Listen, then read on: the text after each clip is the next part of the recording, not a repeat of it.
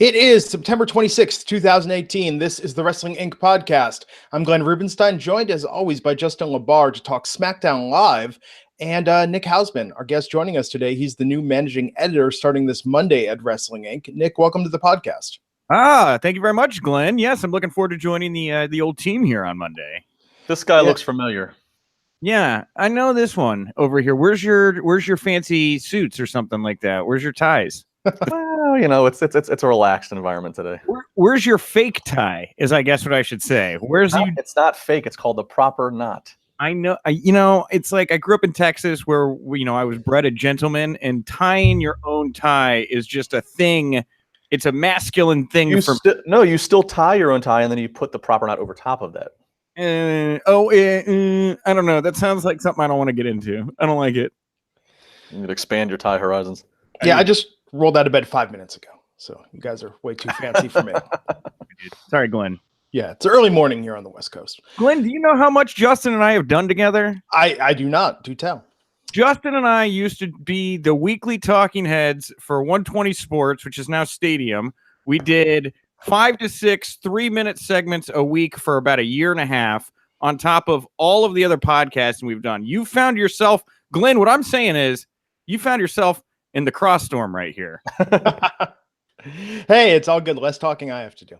No, glad to have you on this morning to talk about SmackDown Live. Oh my God, 1 week to the WWE Super Showdown in Australia. I was excited for this. You guys know what time this starts at, right? 4 a.m., right? Central. 4 a.m.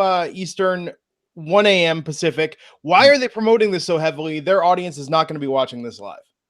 But they'll still watch it. It'll be on the network, so just like anything else, it doesn't matter. You can watch it whenever you want to watch it. And that's what matters to them. Yeah, they'll put it this way: people will watch it before that Monday's Raw. Mm-hmm. It just feels weird to me. It's like DVRing sports. It's like this already happened. I stayed up. I got up at 5 a.m. to watch the Beast and the Rising East or whatever it was when they went to Japan. Mm-hmm. Yeah, I think that's a good point. They've done this stuff before, and people have tuned in. Obviously, not in the same numbers that you would get for a traditional pay-per-view time slot or network special time slot.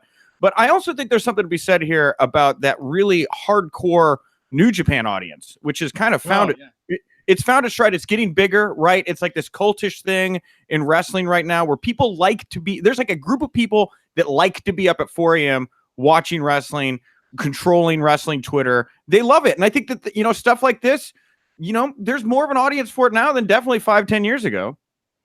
They buy a case of Mountain Dew and they make an event out of it. Oh, sure. It's true, absolutely. So let's go through SmackDown, and then we're going to talk after that about what's going on with Liv Morgan, The Undertaker appearing on Raw, and the ratings for Raw this past Monday. But SmackDown last night was supposed to open with Miz TV, and instead we got Truth TV, our Truth out there with Carmella, taking their mandatory 7-second dance breaks, and having Daniel Bryan as a guest. So, Nick, what do you think about our Truth is on fire these last couple of months? Well, to be fair, our Truth has been on fire for some time now. And I always relate things to my girlfriend because she didn't start watching wrestling until about 2 years ago when she dated me or started dating me. And so she's not really familiar with Ron Killings, our Truth. No. And she loved this man. She's like, this guy's great. How come I've never seen this guy? It's like, well, he's been injured for a year or so now. And then telling her the history of our Truth. Man, this guy has worked so well with everybody they've ever thrown at him. Everybody traditionally comes out on the other side with a bit more luster, in my opinion, something to talk about, helps bring out character.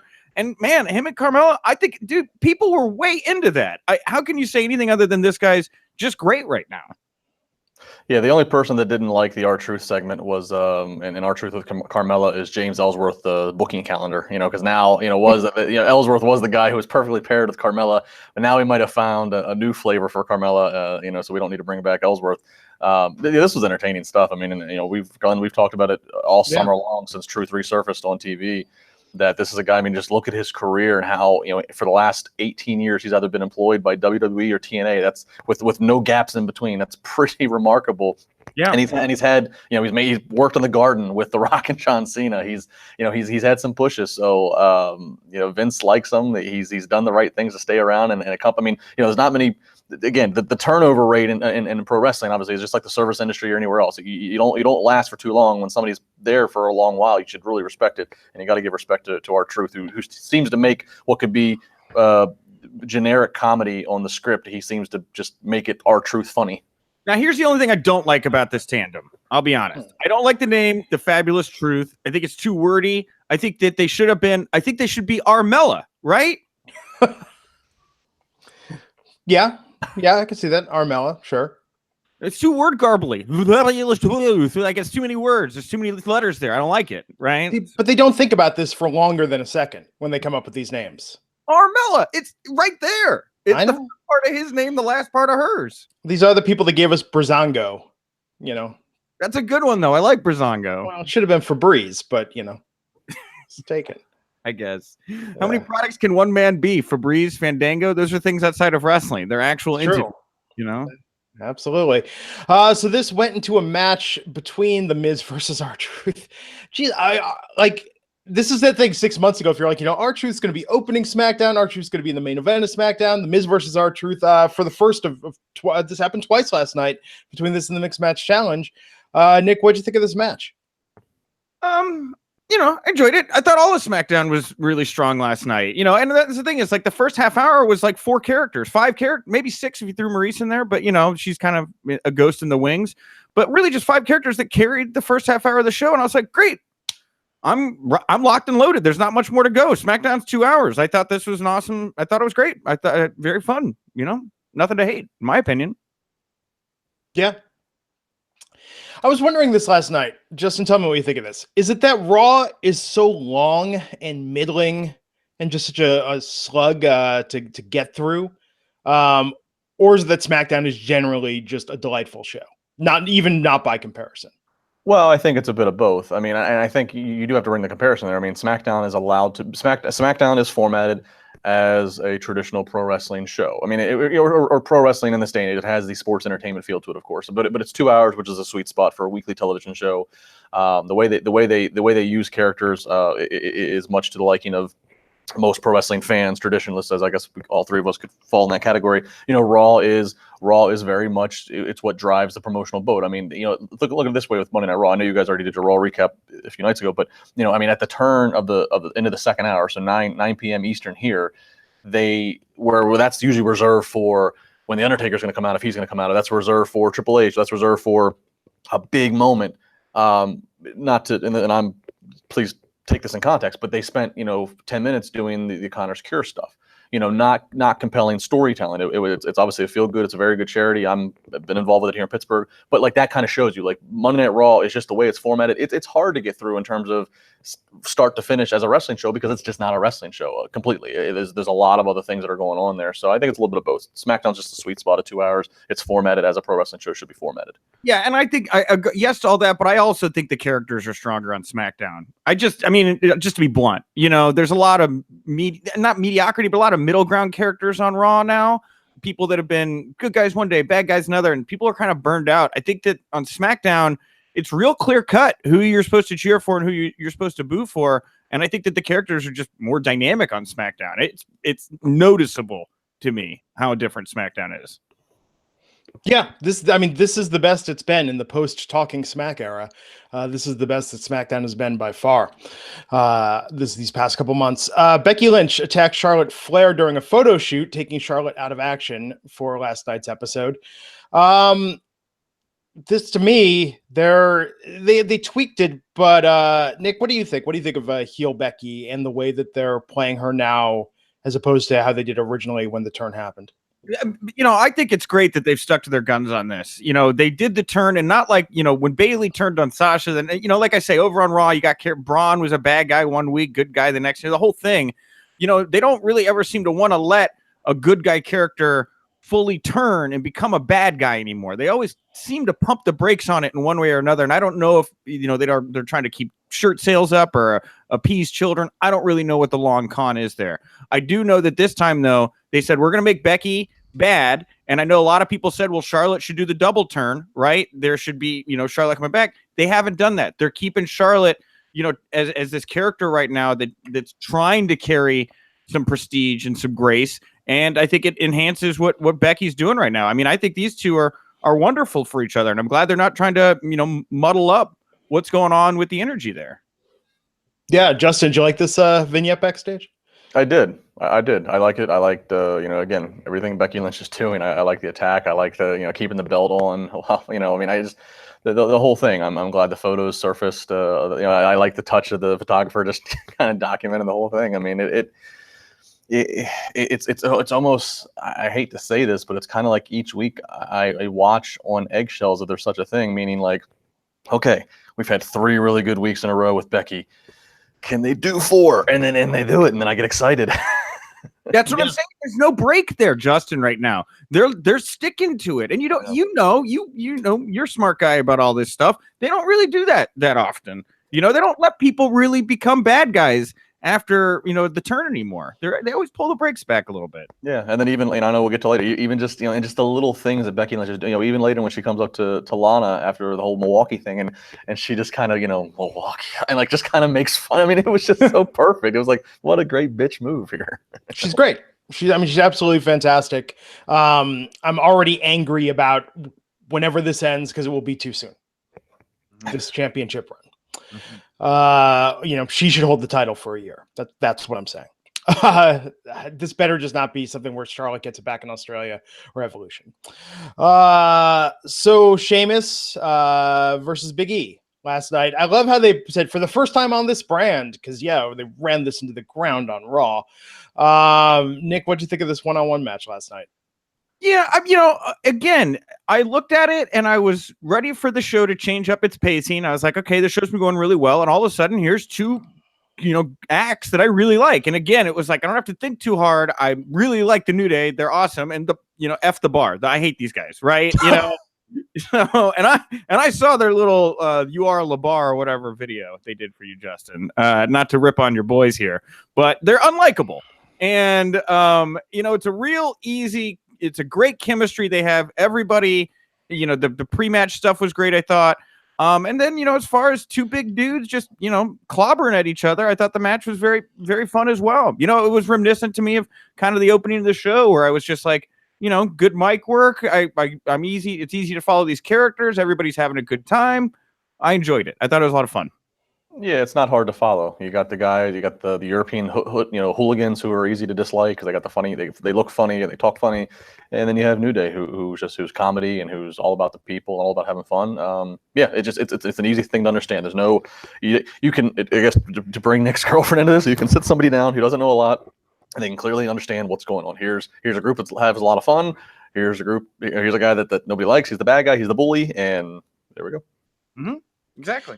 And it didn't go on too long. I'll give it that last night. It was about the right length. Sheamus won that with the brogue kick, so this feud keeps going. The Bar is challenging for the SmackDown tag team titles in Australia.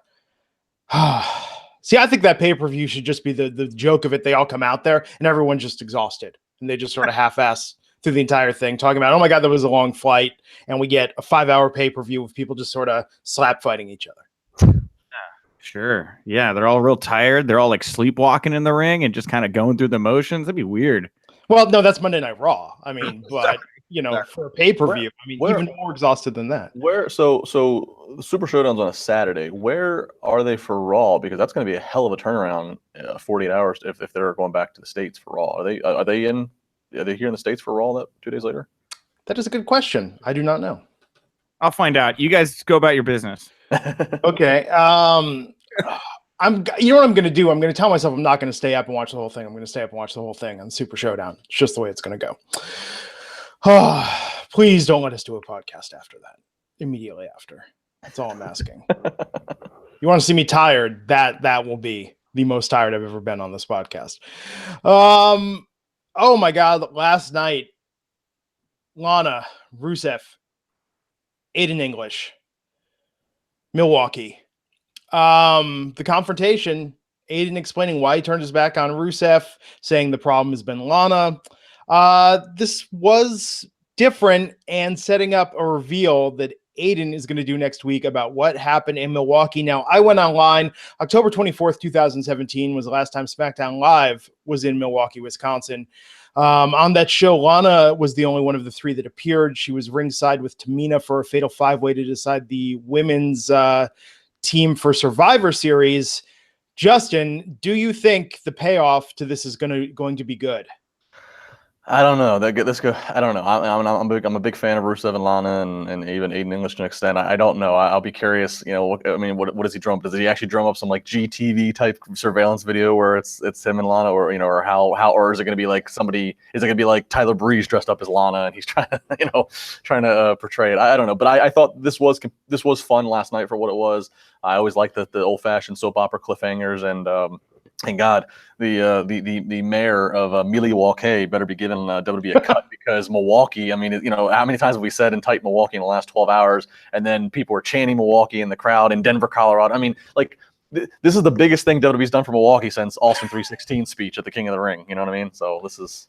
Yeah, but it's got kind of like a Vegas edge to it. It's not like Milwaukee. It's like, oh, go to Milwaukee, cheat on your wife, right? Like that's not what you want your guests to be associated with, in my opinion. First of all, the post Super Showdown Raw. I should have known this. It's in Chicago. I'll probably be going to it, so I'll let you know the quality of everybody's eyelids. But secondly, these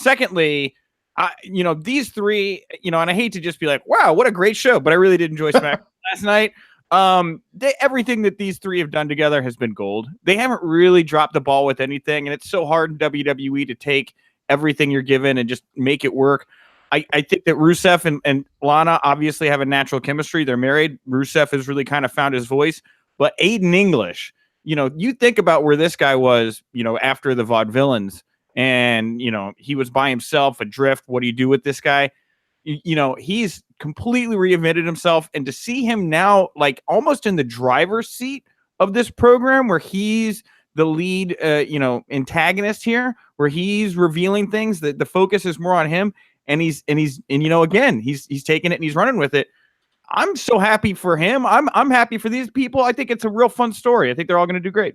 And what I think is worth mentioning too is I know last week when the split happened, I know that we talked about on this podcast, and I know I said, and I think we were all kind of in agreement that this probably doesn't bode well for English. We figured, okay, you get a couple matches out of this, maybe it's a kickoff pay-per-view match between he and Rusev for the payoff, but then we could see Aiden English just kind of disappearing into just dark match kind of territory.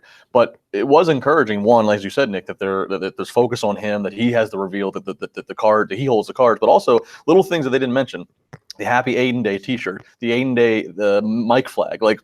So those kind of merchandise and those kind of things just kind of make you think, okay, maybe there is an investment in this guy, that he's not going away. I love that Rusev Day is like Bullet Club now. There's little factions and everything, right?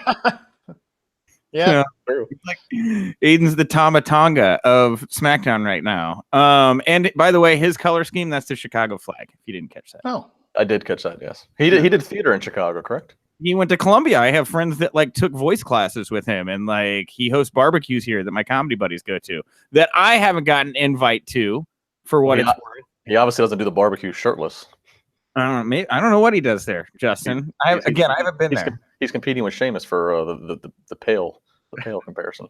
Yeah, I don't know. Maybe he's a vampire. Vampires can't tan, I don't think. It didn't work out for Kevin Thorne real well. Mm-hmm. He's a big man. So my theory, I tweeted this last night, maybe it does involve Tamina, and maybe Aiden brings Tamina back and they have a mixed tag feud, because that way keeps Rusev and Lana center stage. Oh, I like that. Sure. Yeah. I think Wrestling Inc. posted this. Did I see this? One of you, soon to be managing editor, or Glenn here, did we post that there's a connection with Milwaukee and The Rock, and when The Rock made fun of Lana and made the insinuation? Is that a thing? I saw that on Twitter. Oh, it's all a blur, to be honest. Oh, because I think what it was, because remember there was that segment a couple years ago where The Rock, he did his typical Rock smack talk, and he made fun of, kind of insinuated, with Lana, and I think I read something that there's a draw between that and that, maybe that I don't know if that was in Milwaukee or where the hell it was, but there's a draw that might be there. That might be a connection, which I can't imagine they have a storyline that drawn out that they put together. But I feel I'm sorry. No, go for it. Well, I feel like the payoff to this is it's gonna be used as fodder towards an Aiden Rusev match. Right. And 1 week Aiden's gonna release the video, and it's gonna show him and Lana stumbling down the hotel room hallway together, and they both go into the room. And you see Rusev go, and they fight. And then Aiden disappears. But next week, Lana goes, I got the full security footage from this video. And then she airs it. And then a split second later, you see her fling the door open and go, no, and run down the hallway. And she's like, there's the proof I didn't do it. And then all of a sudden, Rusev's like, you bastard, Aiden English, I'm going to get my hands on you. And look, you got Crown Jeweler Survivor Series, Very nicely storyboarded out there. I like that.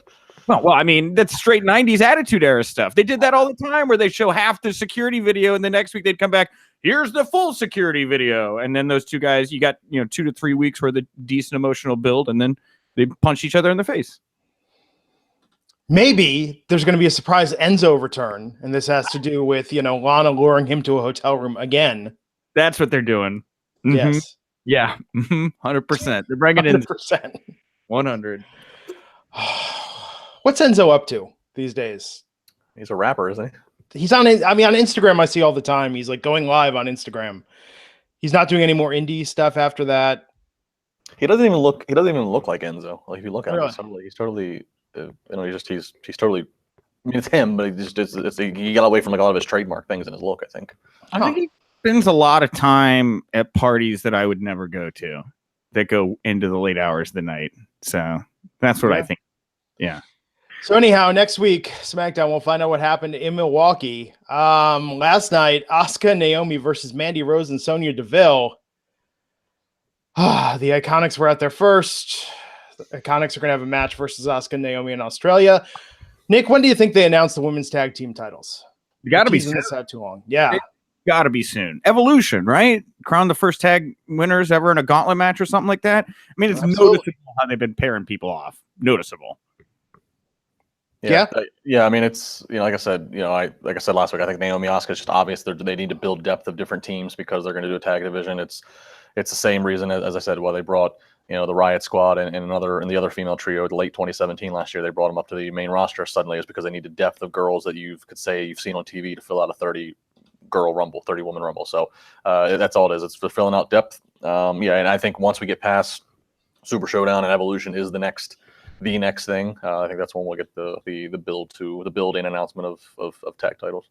And now there'll be Raw and SmackDown titles. It won't be like one champion that floats between brands.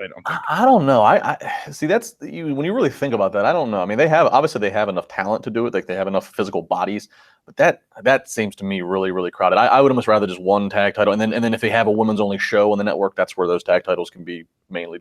I mean, you look over on Raw right now, and you have Nia and Ember Moon tagged team together, right? Like that's the new duo that they've kind of been pushing. I mean, I feel like they're doing the same thing on Raw and SmackDown. I mean, you're going to have 4 or 5 duos on each brand that you could do divisions with. I think they do 2 titles. I mean, they very well might. I mean, everything else is 2 titles, but I rule in favor of just one titles, and again, let it be let the girls cross over and challenge both brands, or let it be a network show exclusive of where the tag titles are featured on that show. It's all about equality, Justin. You got to treat the women like the men.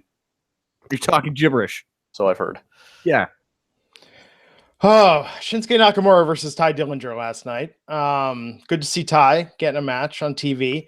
He did win by DQ because Randy Orton came in and started beating up Ty Dillinger. Said backstage that he hates this whole Perfect 10 thing. This is going to lead to Randy versus Nakamura, not a Randy versus Ty feud, right? I don't think so. I think this goes to Randy Ty. I mean, we've seen Randy Nakamura, sure. And there's like stuff you can do. But after that Jeff Hardy match, the Hell in a Cell, which I really loved him and Jeff's Hell in a Cell match, where he was just so diabolical and vicious. I was like, who's the white meat baby face they're going to throw at this psychopath? And Ty Dillinger fits. I mean, he checks the boxes for me, and he needs a feud like this. He needs to be taken to a darker place. We got to see some change in that character. He's been stagnant for a while. I want to see these two go at it. I think it's great. Yeah, I mean, we're going to see a match between the two, definitely, but it's going to be on SmackDown. I'm not expecting a grandiose build to some big pay-per-view or big network special between these two. But to Nick's point, it gets Ty on TV. It's not look. Bottom line is we all know this about Randy Orton. Randy Orton's, he's got the veteran status. I mean, if Randy Orton didn't want to work with Ty Dillinger, he wouldn't be. So it's good for Ty Dillinger the fact that Randy wants to work with him. Randy probably sees something in him, wants to help him. So even if Ty Dillinger doesn't get a win, or at least a pinfall win out of this, it's not going to hurt him. I will cautiously say, get ready to be surprised by Ty Dillinger. Everybody I've ever talked to that worked with Ty down in developmental said this guy has never been given a chance to take the reins and show what he can really do. And he's going to have that chance to fire up and go back up against Randy Orton after this beatdown. And that's going to be the tail of the tape right there. If people buy into that, if people really enjoy Ty Dillinger hitting him once, twice, 10 times with the chair, and they get into it, I think you're gonna see something. I think you're gonna be surprised by how far Ty can take this one. Yeah. I hope they give him something here because he's been in catering for far too long. Yeah, man. Let him run. Yeah. And by catering, I mean sitting back in catering, not working catering. Although that would be an interesting thing. They'd be like, hey, you guys got your contract. You got your downside guarantee. Go get that plate of muffins. Yeah, whatever. They own you. Yeah, seriously. Give Vince some coffee. No, so we had also last night Lana challenging Becky Lynch. Nick, what'd you think of this match? It was just kind of, for me, I mean, this was not probably the match I was most focused on because I kind of knew the outcome here.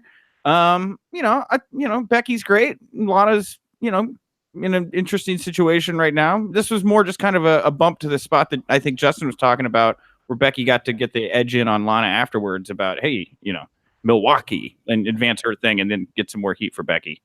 You gotta give credit to Lana though. If obviously the match outcome was known. That Lana's not going to get a victory over Becky unless Charlotte comes out and does something. But I will say this: if you watch that match, and if anybody's paid attention to Lana matches, which I have, admittedly, she is getting more and more comfortable. She's in there with Becky, and she did not look like she did not look out of place. Like and of course I know everybody's going to say, oh, it's because it was all Becky making her look good, but it does take two people, and Becky and her, it was a very perfectly fine match for what it was and needed to be. But Lana has gone above and beyond where she was this time last year in the ring. Yeah. And it makes her a more fun character to play with too, because like the emotional stuff is obviously there right now for her to be able to step in the ring. And like you say, like for me, I didn't even, I was like, all right, it wasn't that long of a match. You're right, it looked fine, it was perfectly fine, but that's a step up, Mm-hmm. Yeah, because there was a time where her matches were just really noticeably, because they were just noticeably bad. The fact that she just kind of, I don't want to say blends in, but nothing stood out about it in the sense of, okay, nothing stood out to where, oh, that was really bad. It was just, she got through it. She did fine. And I think there's something to be said about that. Credible, I would say she is now in the ring. Yeah, that's a good word. Yeah, credible works. Yeah, so Becky, of course, won with the disarmor. But, hey, it's good to see Lana get a match. Milwaukee chants over like crazy last night. After that, we saw AJ Styles in the ring, waiting on Samoa Joe. But where was Samoa Joe? He was at AJ Styles' house, and how did we know that? It had Styles written on the mailbox. Nick, what do you think about this latest turn in this feud? These guys are great, right?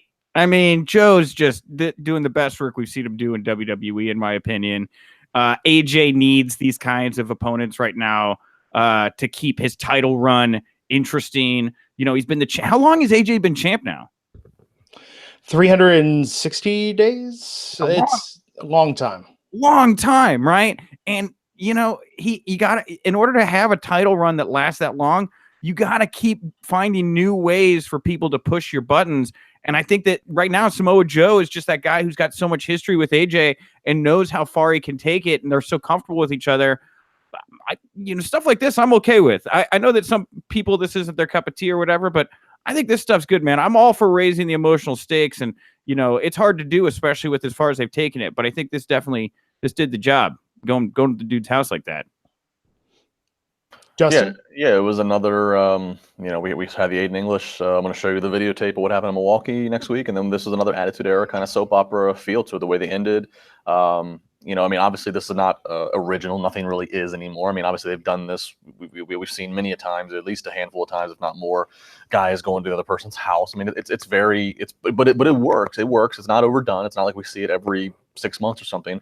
It works. Obviously they've been feuding long enough, so they've been building and teasing to this point. Joe has kind of been teasing that he's going to get to this point and do this. Obviously, it also works if we want to go that extra mile and make it believable. It obviously works that we know the two have known each other for however many years. So like it's viable to think that Joe would know how to find Styles' house. Like all the little things, if we want to get nitpicky, kind of fit and they work. And the way they went off the air, with him ringing the doorbell, tune in next week. I mean, what happened in AJ Styles' house? What happened in Milwaukee? We got a lot of questions we're going to get answered next week. Yeah. Good night for cliffhangers. Mm-hmm. Yeah. I dig it, but I'm just saying, wouldn't the segment have been a million times better if Samoa Joe had been wearing a smoking jacket at AJ's house? Possibly.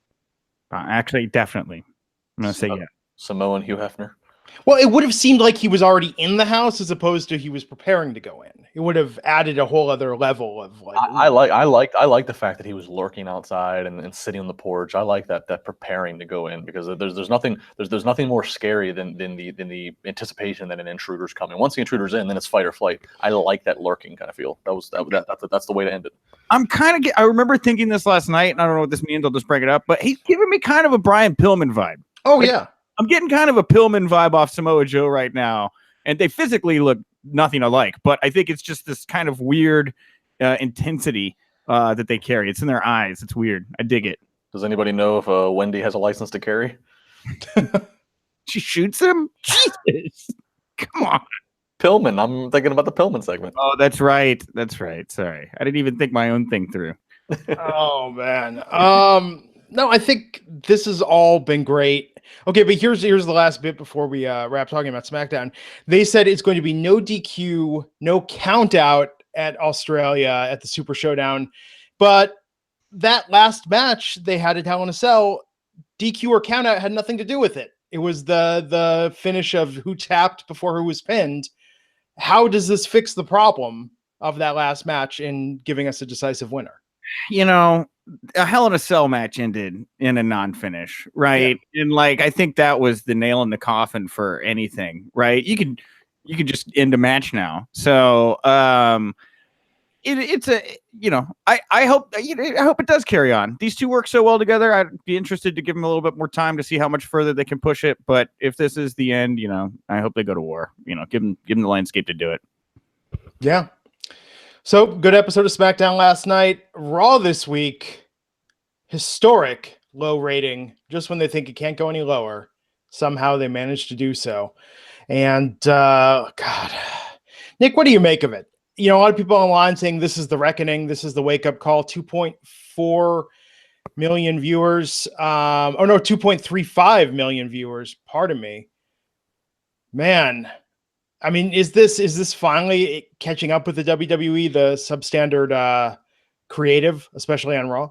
I'm of two minds, and I will say first, there was a lot of competition on Monday night. You know, football season is back. Also, I don't know if anybody here follows politics, but man, did the world come crumbling down on Monday in the world of that arena. If you look at the shows that were higher rated on cable than Raw, it was like football and then 8 cable news shows, right? Everybody following, you know, the other WWE Hall of Famer. But aside from me, does anyone else, I mean, really watch WWE programming and Rachel Maddow? I mean, I thought I was the only one. You'd be surprised, man. You know, there's a big, you know, and it's, again, we're talking of, you know, 2.35. They've done 2 4s, 2 5s this year too, right? And it doesn't take a whole lot to, you know, tip that way. But I do think there is something to be said about the quality. And I brought it up earlier. You know, the characters on Raw, and it's not just 1 or 2. There's many of them that have been pushed one way and then pushed another really dynamically for a while now. Braun should definitively be a good guy in most people's minds, and Roman is a bad guy. And, you know, they're doing this dance. And again, I don't know what the long con is, but it's weird. And it just puts a different tone on the show than I think in SmackDown land, where everybody is very easy to identify and follow along with. And I do think there is something to be said about that as well. Justin? Yeah, I mean, look, I go back to, you know, Raw is formatted it's very tough. It's very tough to watch 3 hours of anything. And so the way it's formatted, it doesn't have that, you know, you don't know what's going to happen in the next few minutes feel to it. But to the original point, Glenn, no, this is not the reckoning or wake-up call to WWE. A bunch of factors. Number one, 2.3 million watching a show every week. If that's the number that they settled at, that's still more than what a lot. That's still better than a lot. And they're getting a ton of money from USA for many more years. So obviously, we've talked about the Fox deal. You know, they also don't judge the ratings as much as they used to. I mean, they judge other things in their meetings. They look at, okay, what are our YouTube numbers? When we put the clip of this, you know, how did our YouTube numbers do? You know, and then never mind Hulu and other things. So, I mean, you know, is it a low number? Obviously, yes, it's a low number. It's the lowest ever. That's the fact. do I think it has something to do with the quality and the formatting of the show? Absolutely.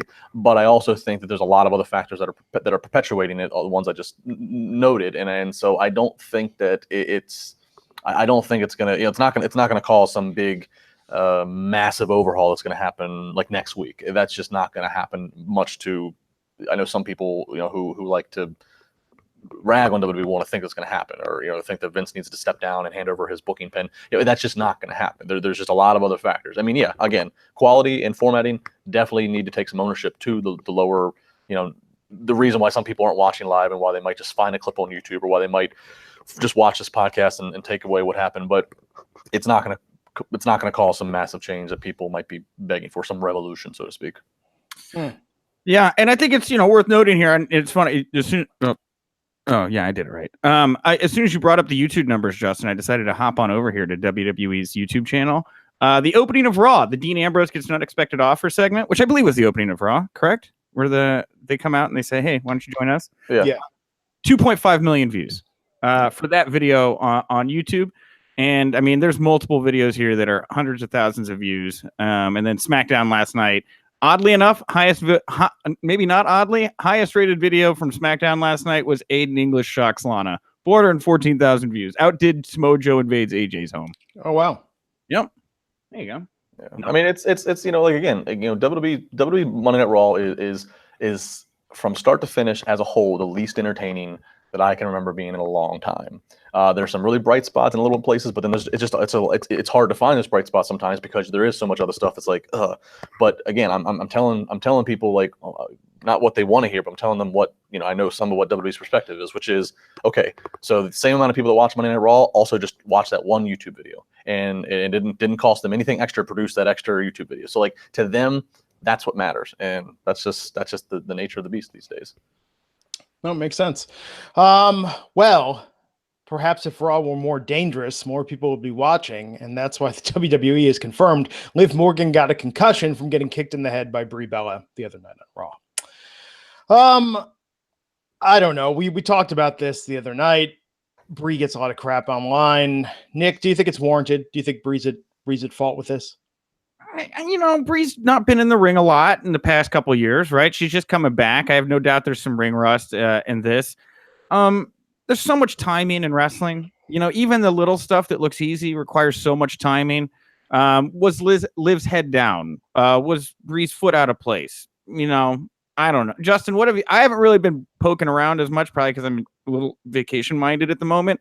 What are you hearing? Who do you think was the person that was off timing wise here, Brie or Liv? I mean, I think it's a little bit of both. I mean, I don't hold any big ill will to. I'm not throwing all the shade at Brie like others are. I mean, like you said, it's just mistiming. I mean, Brie got going. Maybe you can say she got going too quick. Maybe you can say was she looking where she needed to look when she went to put the kick?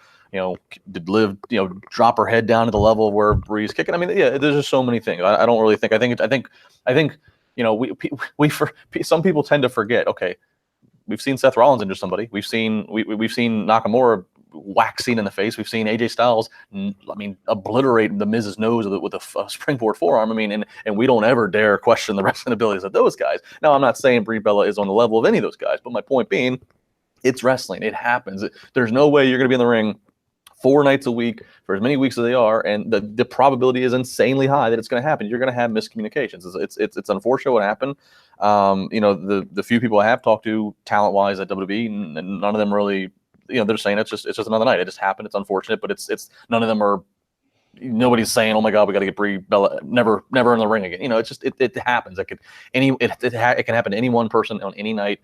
And the people that are comparing it to, oh, well, then she messed up the suicide dive a few weeks. Well, you know what? That's an irrelevant comparison, because the suicide dive hurt nobody but herself. That was just her looking like a buffoon trying to get through the ropes and falling flat onto the apron. She didn't hurt anybody doing that. So I think people, we're so quick to judge the Bellas because, okay, who they're married to, or the push they get in whether or not these other girls get these pushed. I mean, so they obviously are going to have they're going to have a shorter rope than most with a certain population of the fan base. It is what it is, but I think Tommy Dreamer said it best on Busted Open Radio, and you can go find that quote And that's a veteran. I'd like some fan to tell me that Tommy Dreamer doesn't know what he's talking about. It just happens. It's wrestling. There's no one person to blame. It is what it is. They'll get better for it and they'll learn. Yep. Yeah. After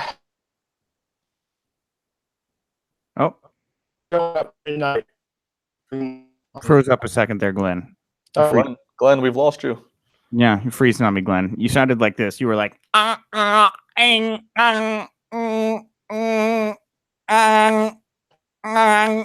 See, Glenn did 43 minutes with us and he couldn't stand it anymore, so he's pulled the plug. I told him, I was like, you're caught in the cross storm here, buddy. Literally cross storm. We stormed him. Took a signal out. I got caught in a storm yesterday. You did? Yep. Downtown. Went for a long walk. Wound up by Buckingham Fountain. Dark clouds out of nowhere. And then it was storming. And I was running down the street looking for a place I wanted to go to a bar. Right. And I was like, because I'm going to ride out the storm. I want a cocktail, because I'm not doing anything right now. And so that's where Glenn went when he went to the bar. So I started running in the rain, and I'm wearing my flip-flops, and I look like a ridiculous person. I'm running in the rain, and I finally I found this little bar called 222. It's like a downtown, because it's all restaurants downtown. There's no like dive bars.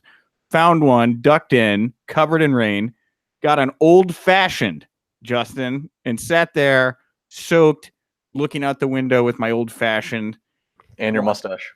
Oh, dude, this mustache, man.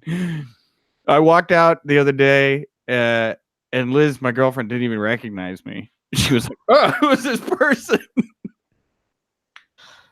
We really did lose Glenn. What the hell? Yeah, he's gone.